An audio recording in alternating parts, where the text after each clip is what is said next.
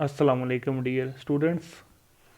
उम्मीद करता हूँ कि आप सब लोग खैरियत से होंगे और अपना कुछ ना कुछ टाइम स्टडी को ज़रूर देते होंगे। हमने बायो का चैप्टर नंबर 23 बायोटेक्नोलॉजी स्टार्ट किया हुआ है और लास्ट टाइम जो हमने टॉपिक डिस्कस किया था वो था जीन थेरेपी। और आज जो हम टॉपिक स्टार्ट करने जा रहे हैं वो है प्लांट टिश्यू कल्चर। तो सबसे पहले हम डिफ़ाइन करते हैं प्लांट टिश्यू कल्चर को। तो इसकी डेफिनेशन को समझने से पहले हमें 4 टर्म्स को जो है वो समझना पड़ेगा। फर्स्ट टर्म है in vitro propagation, second term है एक्सप्लांट, थर्ड टर्म है न्यूट्रिएंट मीडियम और फोर्थ टर्म है एसेप्टिक कंडीशन। तो इन विट्रो प्रोपगेशन से क्या मुराद होता है? In vitro propagation mean inside the glass propagation. और एक्सप्लांट से क्या मुराद है?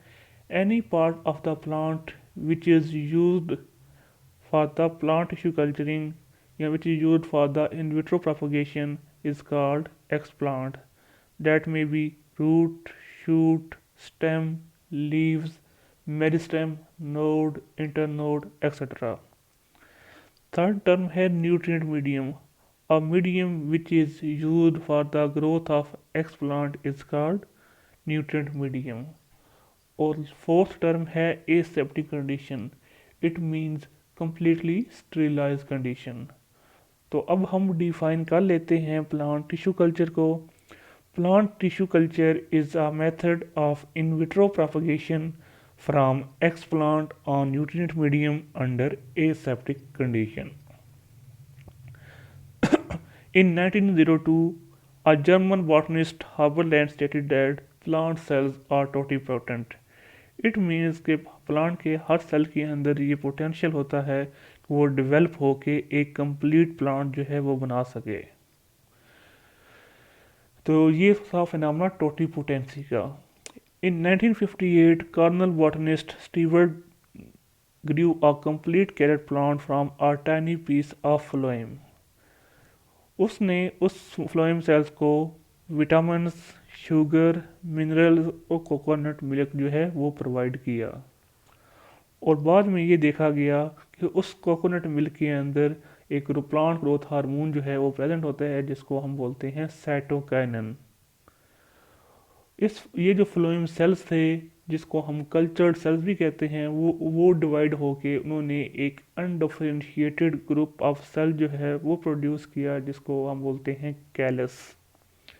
और वो जो कैलस है वो फिर डेवलप होके एक कंप्लीट प्लांट जो है वो बनाता है। नेक्स्ट हम देख लेते हैं methods of plant tissue culture. Plant tissue culture के जो 4 मेथड्स डिस्कस किए गए हैं वो ये हैं। फर्स्ट है माइक्रो प्रोपगेशन, सेकंड है प्रोटोप्लास्ट कल्चर टेक्निक, थर्ड है एंथर कल्चर टेक्निक और फोर्थ है सेल सस्पेंशन कल्चर टेक्निक।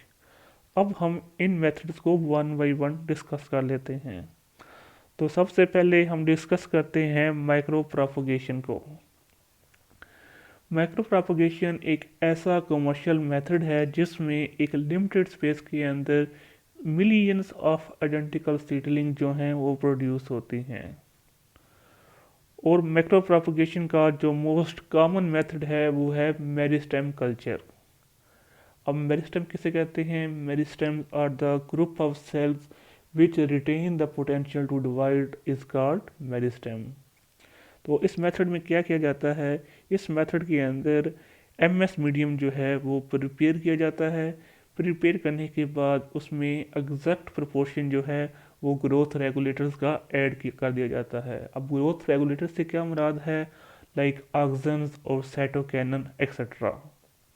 उसके बाद उस मेरिस्टेम को इस मीडियम के अंदर इनाकुलेट किया जाता है। इनाकुलेट करने के बाद वो मेरिस्टेम जो है वो डेवलप होके एक कंप्लीट प्लांट जो है वो बना देती है। अब हम देख लेते हैं इस टेक्निक का एडवांटेजेस क्या हैं या मेरिस्टेम कल्चर का क्या एडवांटेज है।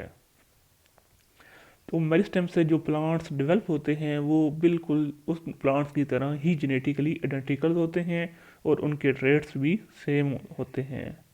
तो ऐसे प्लांट्स को हम बोलते हैं कॉलोनल प्लांट्स। इस मेथड से जो प्लांट्स डेवलप होते हैं वो ज़्यादातर वायरस फ्री होते हैं।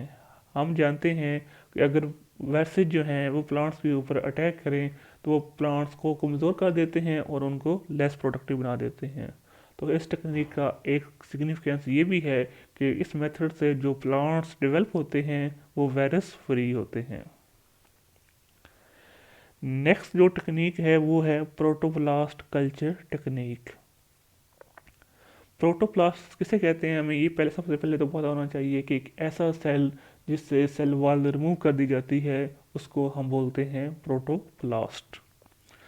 अब इस प्रोटोप्लास्ट को की कल्चरिंग की कैसे की जाती है, तो सबसे पहले एक दोबारा अगेन उसी तरह एमएस मीडियम प्रिपेयर किया जाता है। उस एमएस मीडियम के अंदर exact proportion of growth regulators जो हैं वो ऐड किए जाते हैं। मैंने पहले डिस्कस किया ग्रोथ रेगुलेटर किसे कहते हैं, वो ऑक्सिन भी हो सकते हैं, साइटोकाइनन भी हो सकते हैं, वो जिब्रेलिन भी हो सकते हैं, वो ऐड किए जाते हैं।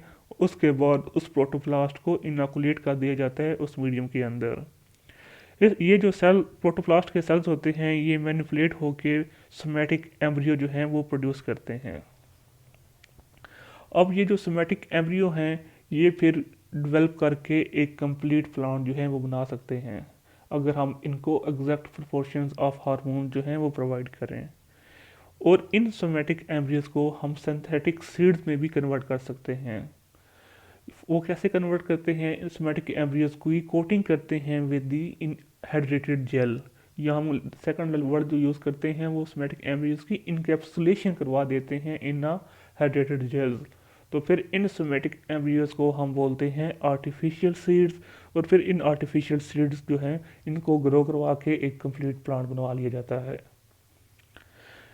टिश्यू कल्चर का ये जो मेथड है ये डिफरेंट वेजिटेबल्स के लिए यूज़ हो रहा है। For example tomato, celery, asparagus, ornamental plants such as lilies, begonias and African violets etcetera.